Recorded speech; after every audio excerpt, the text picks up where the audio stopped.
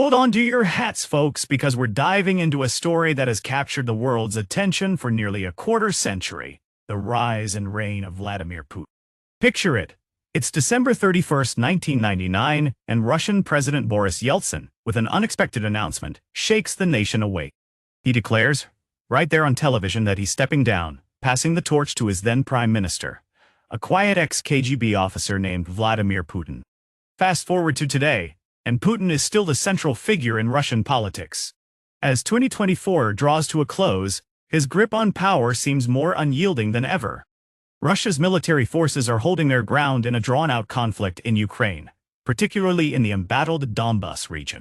Back on home soil, the political scene is eerily clear of rivals following the demise of Alexei Navalny, a stalwart opposition leader whose absence resonates across the political spectrum. In a tight election this year, Putin claimed victory with a sweeping majority. His critics might scoff, but the results gave him a stage to proclaim a powerful mandate, with political tensions placed second to power plays. Yet, even as he celebrates an electoral win, Putin faces looming questions. Across the ocean, U.S. President-elect Donald Trump awaits inauguration, having campaigned on a bold promise to end the war in Ukraine.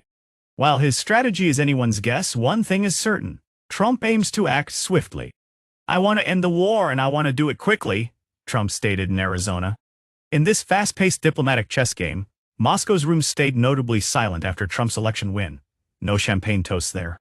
That's because Putin has risked nearly everything on Ukraine. He's maneuvered Russia's economy into wartime gear, struck partnerships with Iran and North Korea, and even found himself on the wanted list of the International Criminal Court, all with the aim of challenging Ukraine's very existence.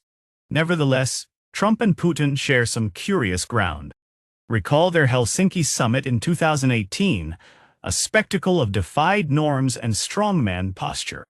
Trump's open admiration for Putin's authoritative style has sparked anxiety among observers at home, worried about what this bromance might mean for democracy in the U.S. But with Trump's shifting foreign policy stance, the Kremlin might just be bracing for turbulent negotiations. Enter retired Army Lieutenant General Keith Kellogg, Trump's incoming envoy to oversee matters in Russia and Ukraine. He's likened the ongoing war to a cage fight, suggesting that Trump can step in as the necessary referee. "You've got two fighters wanting to tap out," Kellogg explained on Fox Business, pointing out Trump's potential to bring both leaders to the table eventually. Questions linger about how this face-off might resolve. Lately, Ukrainian President Volodymyr Zelensky has leaned towards a reality where reclaiming all lost lands is no longer within reach, hinting at a pragmatic shift in tactics. In a heart-to-heart during his end-of-year media ritual, even Putin made some overtures toward dialogue, proclaiming, "Politics is the art of compromise." But let's put the platitudes aside for a moment.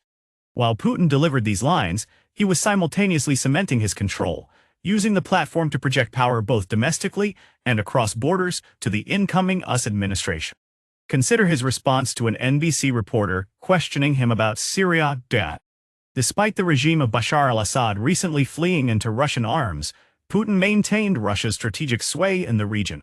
"We came to Syria to prevent a terrorist haven," he asserted, highlighting a success that aligns with his broader agenda. For anyone thinking Russia's Middle Eastern influence is waning, Hannah, the James Martin Center for Non-Proliferation Studies, underscores that Moscow still has plenty of cards up its sleeve.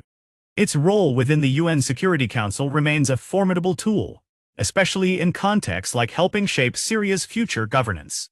Meanwhile, the Russian economy paints a paradox. While Putin boasts of strength, Russians feel the squeeze of soaring prices and a struggling ruble, underscoring economic stress beneath the surface veneer. Alexandra Prokopenko, from the Carnegie Russia-Eurasia Center, warns that the burden's weight might snap the delicate balance between Russian citizens and the state, and with it, the fragile social contract. From the chaos of the Yeltsin years, Putin rode a wave of promise seeking stable, centralized power. Now, decades later, he stares down a turbulent horizon with Trump's presidency looming large. The chapter hasn't closed yet, and the coming months promise to be anything but predictable. Let's stay tuned as this international saga continues to unfold.